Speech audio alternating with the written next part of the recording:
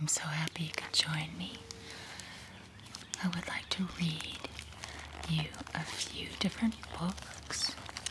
One is The Enchanted Woods, one is The Blue Ribbon Day, and the other one is Door to Door. And it's a split page picture book. So, what should I start with? Let's go with the Door to Door,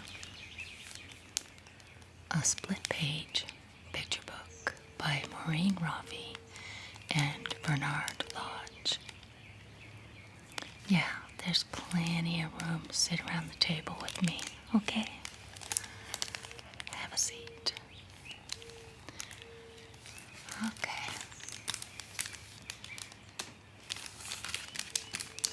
I'm not sure at all what this book is about. A split page picture book. Interesting idea.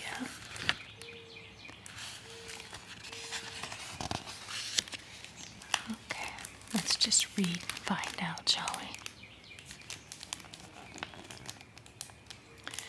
At number 1, they've just begun to take in beds and chairs. The twins explore and try each door to find which room is theirs. So you can see that they're bringing furniture into the house from a truck. So somebody's just moving in. It says, at number 2, young Bob has flu and is feeling none too well, but he has true grit, and he must admit that missing school is swell. So I think we're going from door to door. That's what the title is. So, and Bob looks like he's up here. Yeah. But if we open the split page, okay, so we find out more of what's going on in the house of each person then. Okay, so then we find out that this young girl is still unpacking with her parents and deciding which room everything should be in. And young Bob is laying in bed being checked by a doctor. Cat's going up the stairs.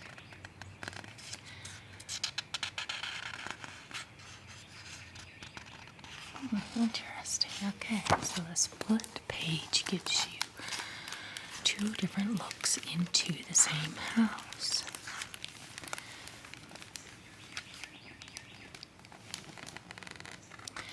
At number 3, for Anne-Marie, it is decorating day.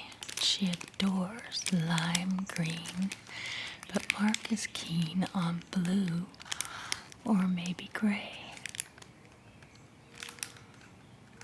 Keen on lime green. It's decorating day. Okay, so looks like she's hanging curtains, right?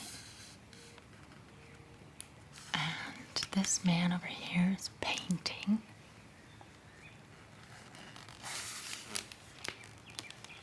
Okay. And at number 4 on the 2nd floor, by the light of a yellow lamp, Dan draws a kiss, and next to this he sticks a postage stamp. How do you draw a kiss?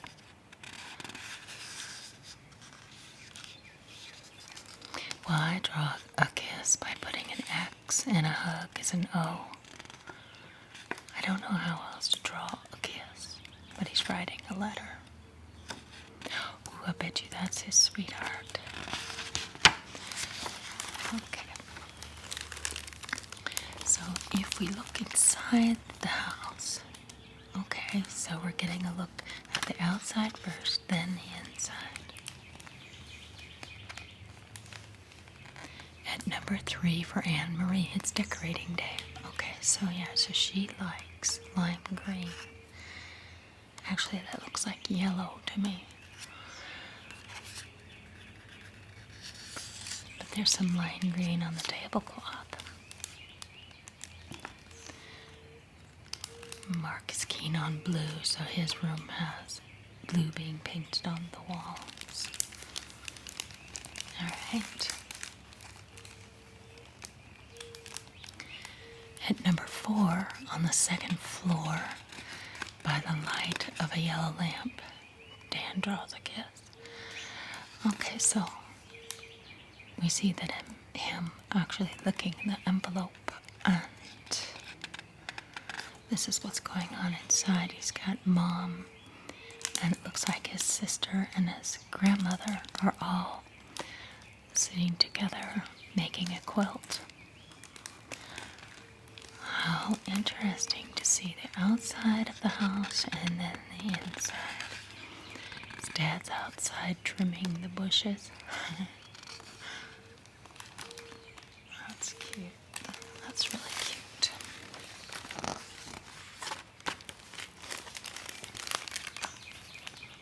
Okay. At number 5, the guests arrive. The party starts to rock. Al kisses Kay, who tips her tray and splashes Anna's frock. I hope they show us that on the inside. And then this. At number 6, Patrolman Hicks sleeps later than he should, but at break of day he is on his way to guard the neighborhood. Cute, all these kitties on the top. I'm sure glad for Patrolman Hicks.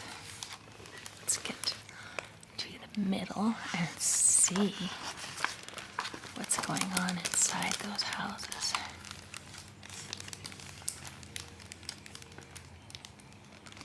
Okay, at number 5, the party starts to rock and somebody kisses Kay. They drop a tray.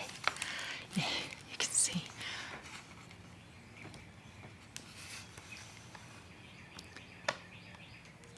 And splashes Anna's frock.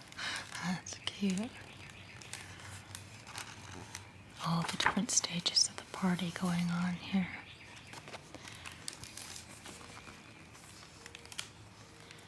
And this Patrolman Hicks sleeps later than he should.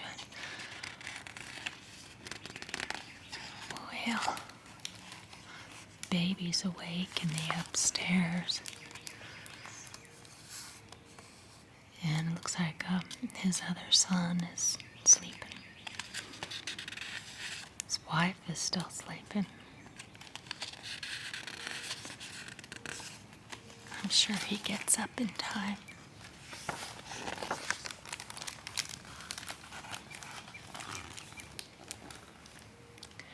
Number 7 looks like heaven to crooks like Abe and Eddie.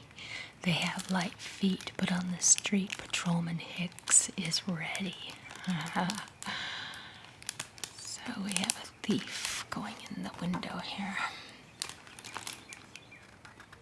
And police.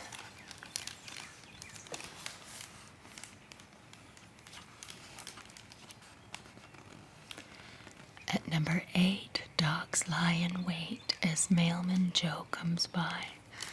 The dogs are rough, but Joe is tough. He is hurt, but doesn't cry. Let's see what's going on inside here.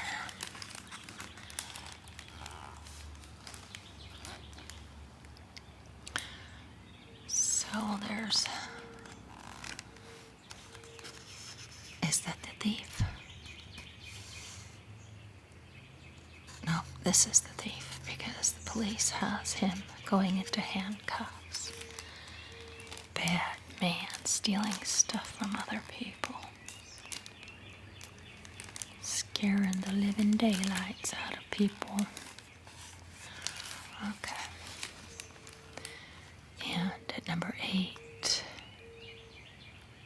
mailman comes by. Okay. And the dogs are rough, but Joe's stuff. Joe. I don't see Joe.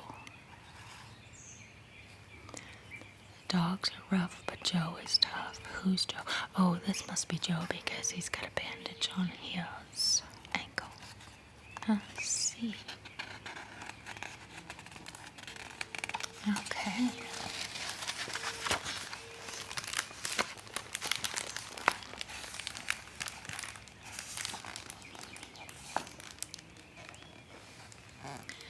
At number 9, Amanda Klein finds a letter by the door, and her heart beats fast, for she has at last got a note from number 4.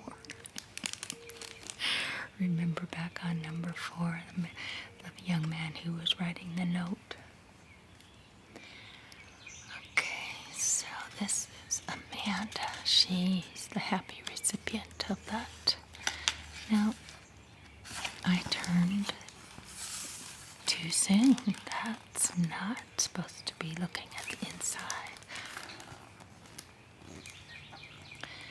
I cheated accidentally. Okay, so she finds a letter by the door. And over here, at number 10, Jane, Jack, and Ben are searching through the house.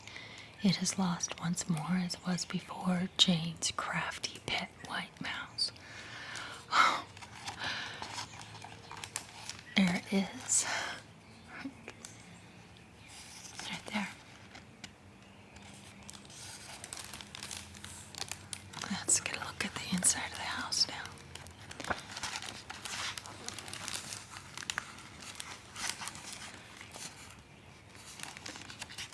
Okay, now we're inside. Jane is actually opening up her letter. Mama is baking a pie, looks like. There's not much going on in the rest of the house.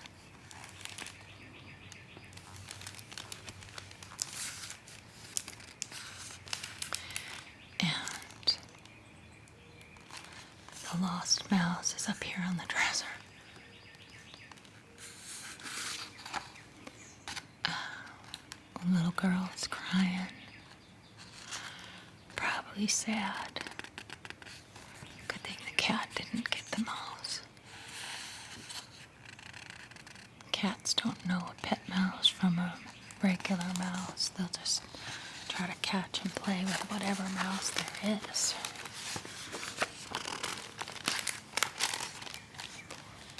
Okay. At number 11, May is 7. May is a girl's name. May. Okay.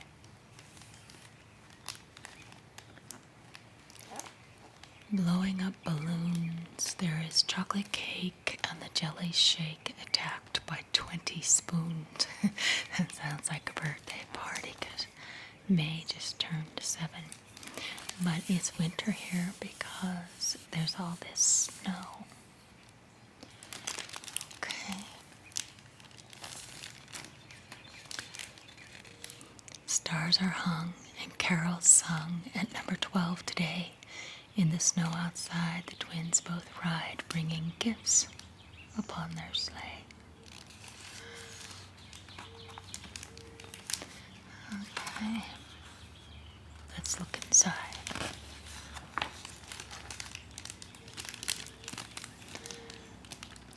Here's the birthday party for May.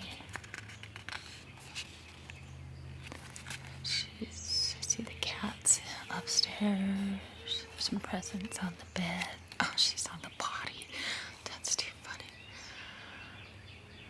And there she is. Getting ready to blow out the candles. The baby brother's blowing up balloons. See the different happenings in different rooms. Okay, so this one.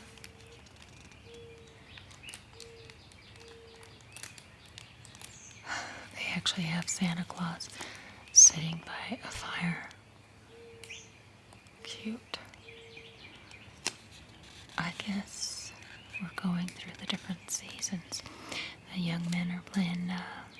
boys are playing ping pong in the basement. And that's the end. I think we went through 10 houses. No, 11, 12 houses. Isn't that cute? We went all the way from one season to the last. That's cute. Alrighty, how about, now let's see this one. It's by Katie Couric, and I believe that is the newscaster on TV. Or at least she used to be when I was watching TV. The Blue Ribbon Day, and it's illustrated by Marjorie Priceman. This is a really pretty book. Let's open it up here.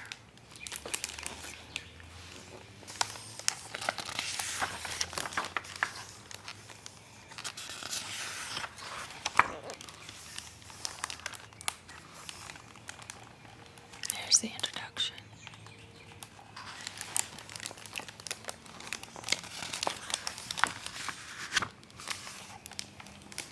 It says, to my mom and dad, with love and gratitude for helping me get through all the bumps of childhood.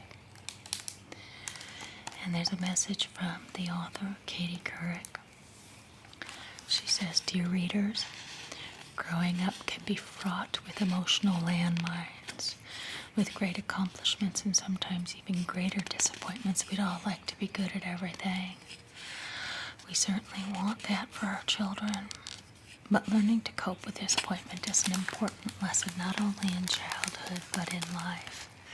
It may take some time and perhaps some tears to find one's special gift, but with compassion and encouragement we can all help a child discover the joy and pride of doing something well.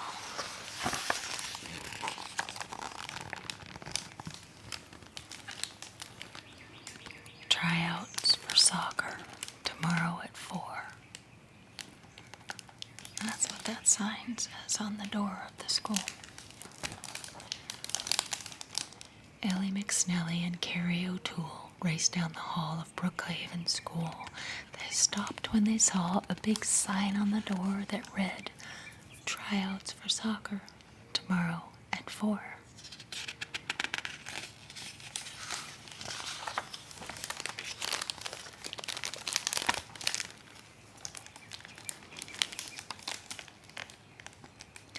Carrie said, great, let's give it a whirl. I'd love to be known as a cool soccer girl.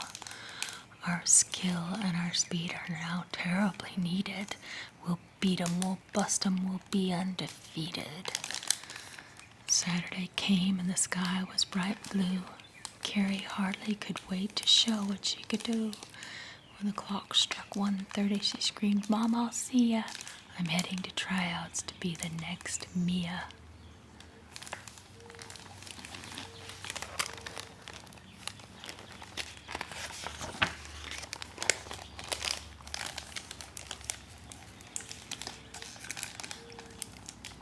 She got there and saw Ellie running so fast, her ponytail waving at the girls as she passed. Over here, Ellie heard Carrie shout. Carrie ran up to kick, but instead she wiped out. You can see she fell down. Oh no.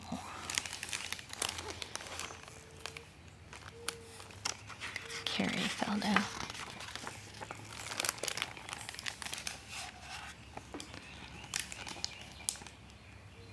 She watched Patty Smiley moving downfield, passing to Ellie with grace and with zeal. Ellie dribbled and passed. Wow, she was on a roll. Then she got the ball back and she kicked in a goal.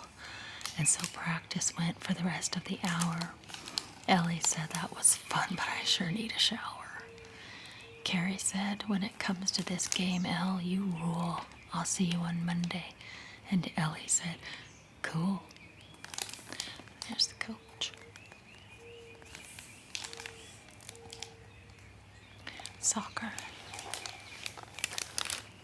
I didn't play much soccer myself.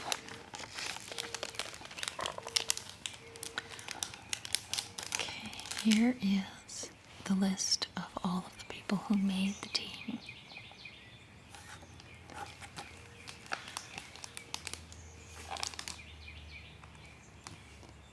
Carrie was glad she'd gone out on a limb till she saw the big sign hanging up in the gym. The following girls come to Saturday's game. Carrie looked and she looked but could not find her name. She watched some of the girls who were jumping for joy. They were hugging and screaming and shouting, "Oh boy!" Ellie said, "Hey there, Carrie, can't wait till we play." But with tears in her eyes, Carrie just walked away.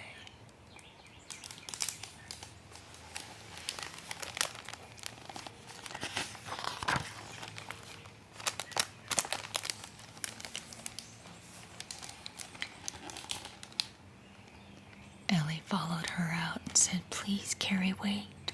You should be on the team. I think you played great." Carrie said, "Thank you, Ellie. That's really so sweet. But I'm no good at soccer. I've got 2 left feet." When Carrie got home, she was feeling so blue. She cried to her mom and said, "What will I do?" Her mom said, "Don't worry. I know you are sad. But you couldn't feel good if you never felt bad." Here's Mom. Mom is peeking around the doors.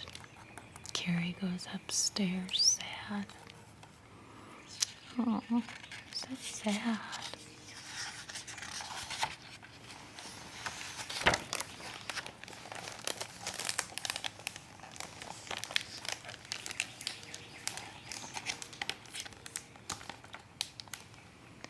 She hugged Carrie and said, "Honey, give it some time.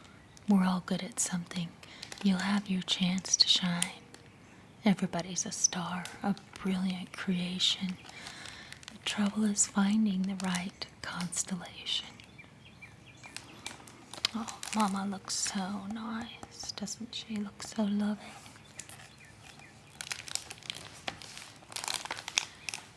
The dog is doing handstands on her dresser.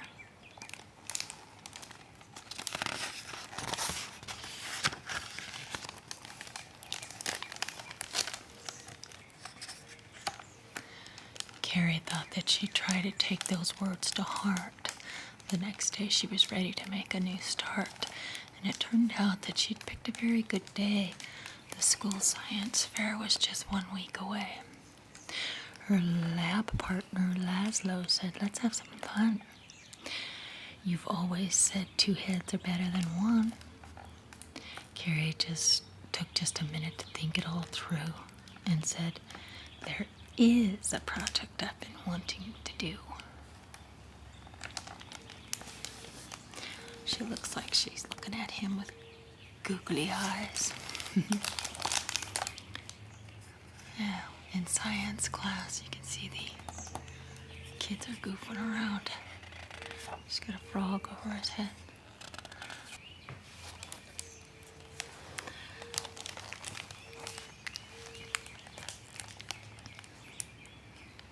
So the 2 got together that day after school with Miss Riggs' supervision. You know that's the rule. They got out their beakers and their Bunsen burners and decided to find out if they were fast learners. They boiled beakers of water, then lowered the heat. They added some sugar to make it so sweet. They filled them and filled them till they couldn't add more and transferred the liquid with a slow, steady pour. What are they making?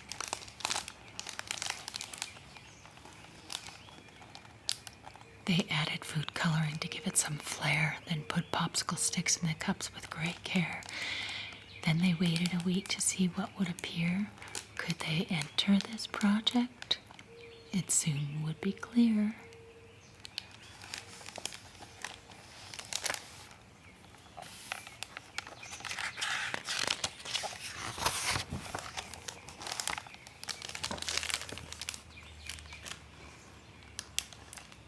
It worked. crystals, all colors and sizes. A mobile of crystalline sugar surprises. Not cubes, but all oblongs with slants on the end. And they watched as they glistened, these two special friends. It's pretty. Pretty nice.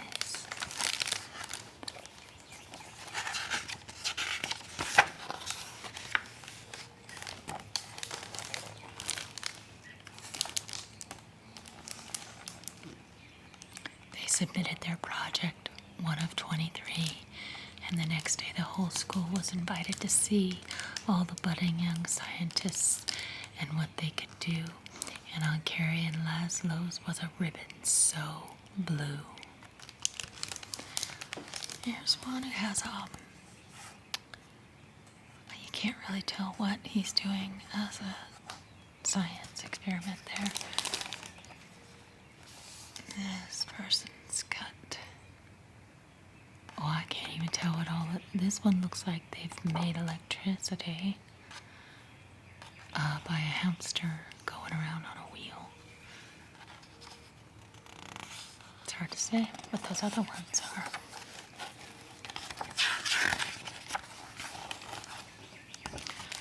Ooh, isn't that pretty? Look. All the crystalline, what we would call rock candy. They did it. First place in the school science fair. They screamed and they hugged and they jumped in the air. Haley ran up and high-fived them and said, "I'm so proud to know you two budding Einsteins," and they all laughed out loud. Instead of being good at soccer, she went for something in the sciences. Look how happy she looks. The next day it was Carrie who was feeling so proud as she stood in the midst of a big cheering crowd. And from way down the block you could hear Carrie roar when Elle made a goal and they won 5-4.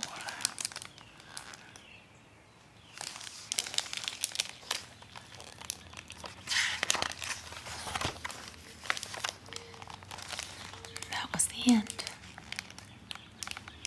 This is such a pretty book. Yes, this is Katie Couric. She's the news lady, newscaster. Pretty.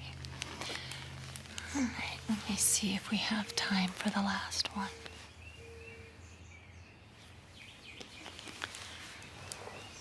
Well, it's only been a half an hour, so let's give it a whirl. This one's called The Enchanted Woods.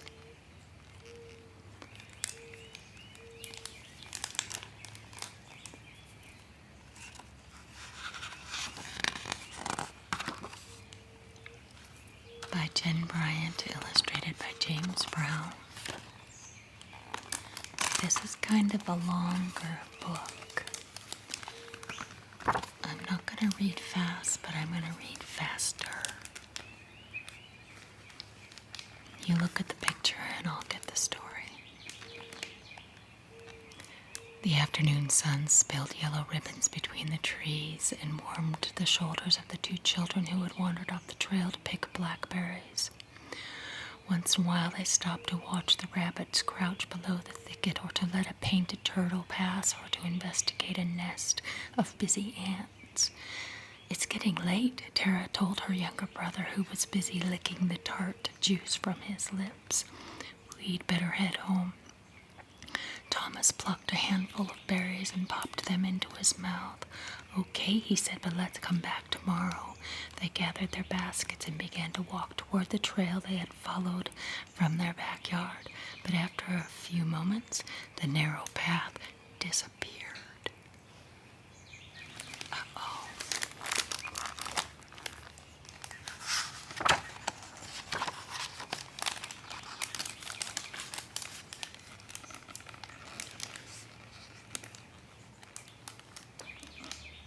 You know the way, don't you, Tara? Thomas asked. Sure, sure I do, replied Tara, trying to sound confident. Mother's words echoed in her head. Watch out for your brother, stay on the trail, and be home in time for dinner. Tara looked around quickly. She had a funny feeling, as if someone was watching. Then she spied a break in the thicket. This way, she said, taking Thomas by the hand. On the other side, they stepped into a clearing surrounded by blooming bushes. The grass was thick with daisies and purple violets, and the air was filled with the whir of wings. Bees and hummingbirds flitted among the flowers and vines. And like a lovely dream, Tara thought, and for a moment she forgot they were lost. What is that? Who are those?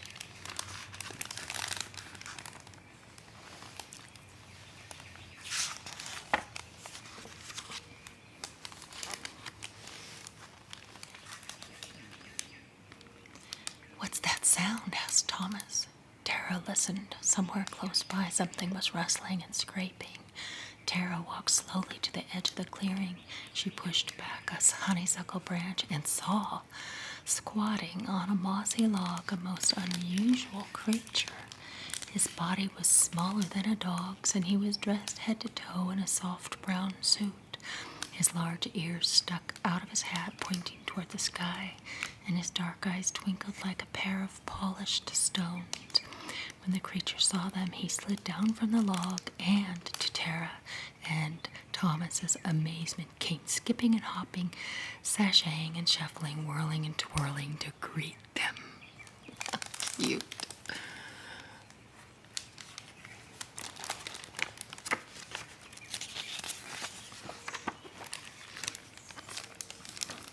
Lost your way? The little man asked. Tara began to shake her head, then instead nodded slowly. Well, sort of, she said cautiously, gripping Thomas's hand and backing away.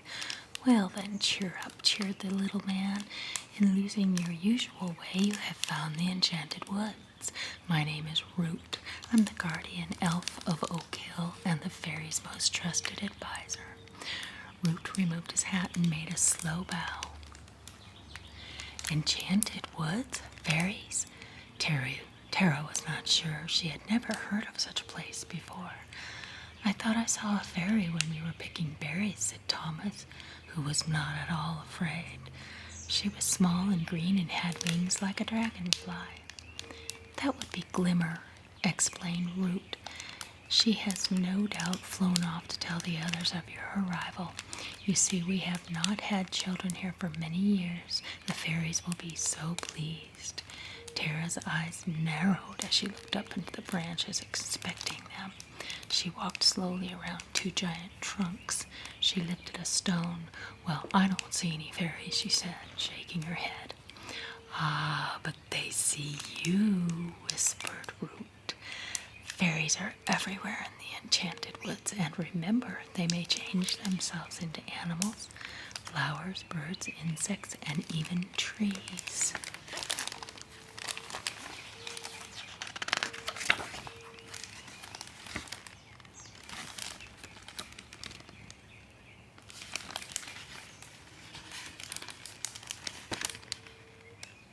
Just then the wind rustled, and the leaves in the branches of the poplars and a flock of finches flew over their heads, chirping and twittering. A glittering green gold dragonfly zigzagged by, and another fluttered over a patch of buttercups. Follow me, cried Root, skipping and hopping, sashaying and shuffling, whirling and twirling. Along a brick walk with a snake shape twisting down the middle. The path ended near the foot of a wooden bridge nestled between the two tall trees. Shh, Root warned the children who were running along behind him, trying to keep up. Tiptoe across, we mustn't wake this sleeping troll. There's the troll.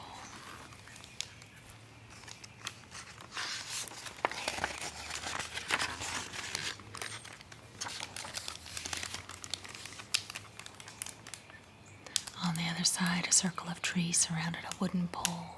A gentle breeze scooped up leaves and whirled them around and around. Look, it's the fairies. They're dancing, cried Thomas. Dropping Tara's hand, he ran, giggling, to the center where he whirled and swirled among the golds and greens until he was too dizzy to stand and fell down in a grinning heap. You're silly, said Tara. Helping her brother up, she plucked a leaf from Thomas's hair and it quickly whisked away on the wind. Come on, there's lots to see, shouted Root as he skipped and hopped, sashayed and shuffled, whirled and twirled toward a small house in the distance. The children followed quickly, and soon the three of them stood together under the thatched roof of a forest cottage. Tara's eyes grew wide when she glimpsed the tiny chairs and table and chairs and the smooth stone hearth. Who lives here? Asked Root. Well, there are elves, pixies, brownies, and gnomes, fairies, and... No, I mean who really lives here? Tara asked, still unbelieving. Root scratched his ear and sighed. Elves and pixies, brownies, and gnomes, fairies, and... It's funny.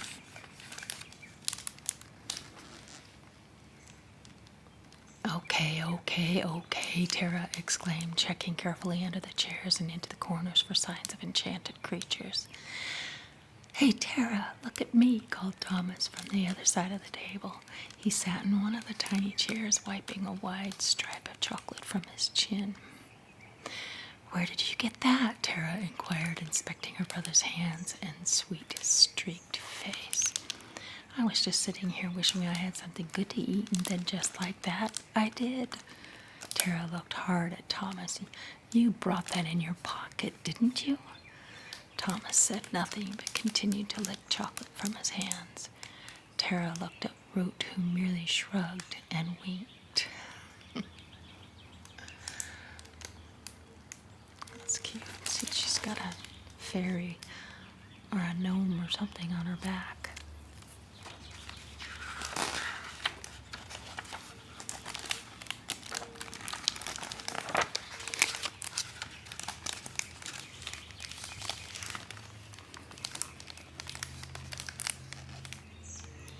This is all very nice, said Tara, but I promised Mother we'd be home for dinner.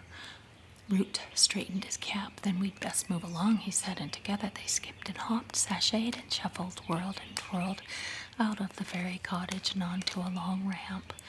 Up and up, higher and higher they climbed until they came to a giant circle of sticks. Thomas jumped into the center among 3 enormous eggs. Are all enchanted nests this big? Tara wondered. Root chuckled. They come in all sizes, but the fairies built this one just for children to play in. They took turns sitting atop the giant eggs and peering over the edge of the woven nest. I'm thirsty, declared Thomas. So am I, said Tara. Good, said Root. Then you're ready for what comes next.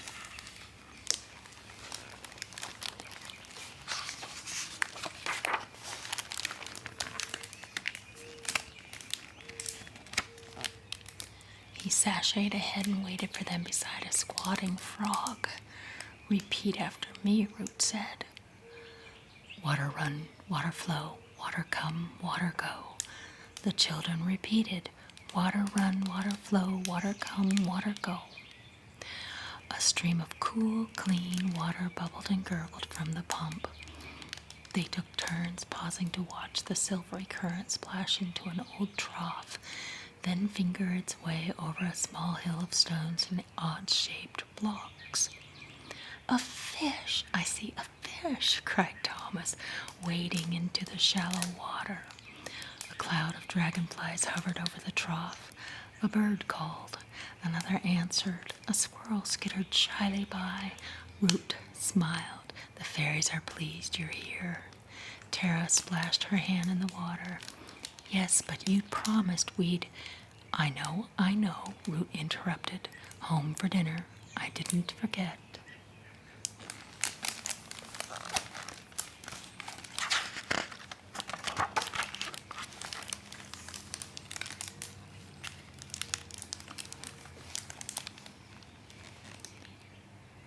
And he skipped and hopped, sashayed and shuffled, whirled and twirled along a stone path between a pair of snail-shaped pillars. "What's that?" asked Thomas. "A witch's hat?" "A giant mushroom," Tara guessed. Root leaped and hopped excitedly. "This," he announced, bowing low before them, "is the tulip tree house. My favorite spot. Elves live in hollow trees, you know." "Do you live here?" Thomas asked. "Sometimes," Root replied. Inside it was dark and smelled like bark, but it was not unpleasant. The children ran their fingertips along the walls. "Here's a riddle," Root said. "How many elves does it take to fill the tulip tree house?" Tara thought for a moment. "I don't know." Thomas shrugged. "Me neither." Root whirled and twirled. He loved riddles. About 95 Root whirled and twirled. He loved riddles.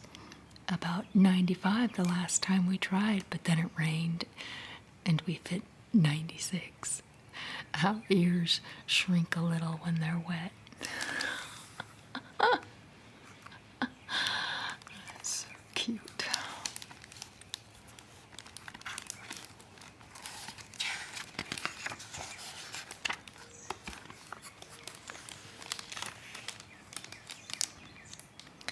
They followed their friend to a circle of tall pillars. Tara hid behind one. Thomas found her. Thomas hid behind another. Tara found him. "My turn," said Root, but neither Tara nor Thomas could find him. Tara put her hands on her hips and cried out, "No fair using magic." "Oh, all right, picky, picky," said Root, sliding down from his perch atop the nearest pillar. "Hey, how'd you get up there?" cried Thomas. Root just winked. "Care for some tea?" he asked. The three sat in the center of a circle and sipped enchanted tea from acorn cups. Overhead, a gang of squirrels chittered and scolded. As soon as the tea was gone, they found themselves standing among a strange arrangement of stones scattered in a spiral shape in a nearby clearing. "What an odd spot," remarked Tara. "I like it," exclaimed Thomas, leaping to the top of a flat rock to inspect the view. "It looks like my box of favorite things, the one I keep under my bed at home." Tara rolled her eyes. "You mean your junk box?" "It's not junk," Thomas insisted. "It is just special stuff I found, that's all."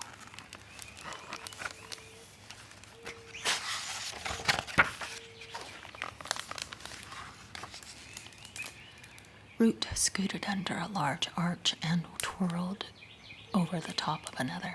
"Fairies collect these too," he said, spreading his arms out wide.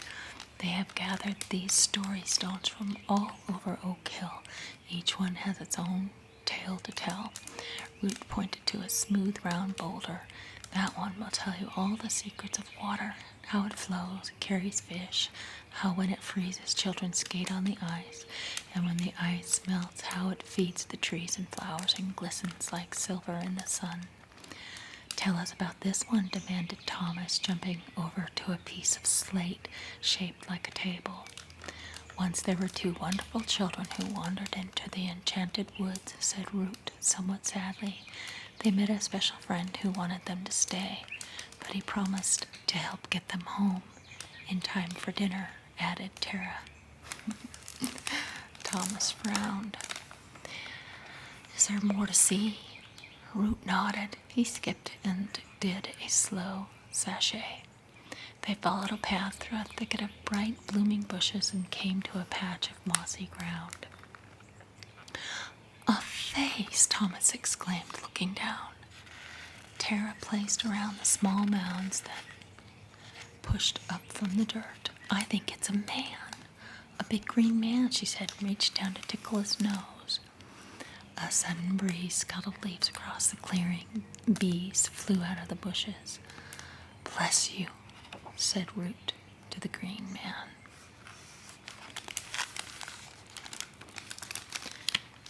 "Bet you can't find me," came Thomas's voice from somewhere nearby. "Bet I can, answered Tara, inspecting a neat ring of toadstools. She stepped inside the circle. Whoosh! Fountains of cool mist spurted up. Hey, wait for me! Thomas slipped out from behind the big oak bench where he'd been hiding. He hopped into the circle and was soon as damp as his sister.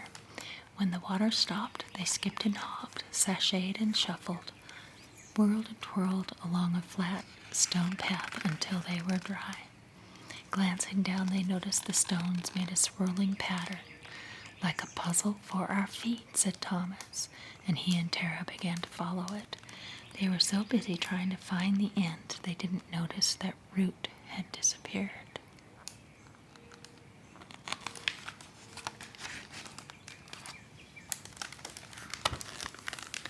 At the last stone, Tara nearly stumbled over a large brown rabbit who was grazing peacefully in the soft grass. Where's Root? Thomas asked, looking all around. He can't leave us now. Don't worry, whispered Tara, so as not to scare the rabbit. He won't break his promise. She watched the creature closely for a moment. It was larger than most rabbits, and something about it seemed familiar. The rabbit stopped eating and began hopping toward the thicket. Tara grabbed Thomas's hand. Come on.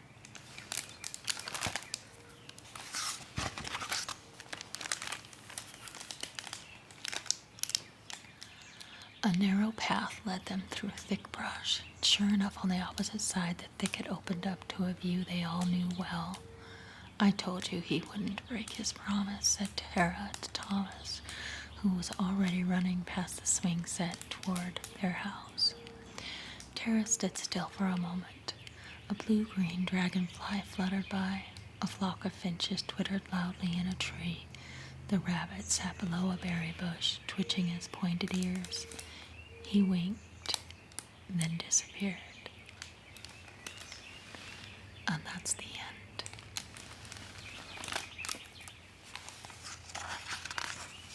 I think I used to believe in fairies. Do you? The enchanted woods. Door to door. And the blue ribbon day. Y'all sleep well. And I'll see you in the next video.